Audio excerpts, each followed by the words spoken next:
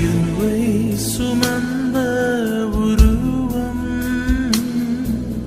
சிந்தின ரத்தம் புரண்டோடியே நதி போலவே பாய்கின்றதே. நம்பி இயேசு அண்டை வா. பிரேயர் வாரியர்ஸ் மினிஸ்ட்ரி இன்றைய வாக்குத்தத்தம் திருப்பாடல்கள் அதிகாரம் 34 இறைவார்த்தை 7.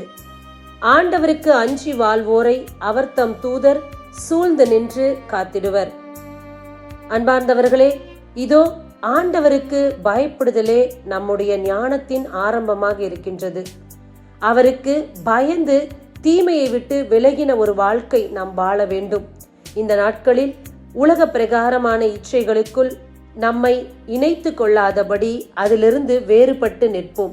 இதோ நம்மை அடிமைப்படுத்தக்கூடிய பலதரப்பட்ட பாவங்கள் இருக்கின்றது. அந்த பாவத்தை விட்டு விலகுவோம்.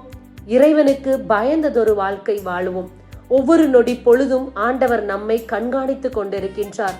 என்னுடைய அசைவுகள் பாவத்துக்கு ஏதுவானதாக இருக்கின்றதா அல்லது ஆண்டவரின் வழியில் இருக்கின்றதா என்பதை ஆண்டவர் பார்த்து கொண்டிருக்கின்றார். ஆகையால் இந்த நாளில் பாவத்தை விட்டு விலகி இறைவனுக்கு உகந்த பாதையில் நடப்போம். அப்போது இறை தூதர்கள் நம்மை காத்து கொள்வர். இறைவனை மட்டும் நம்புவோம்.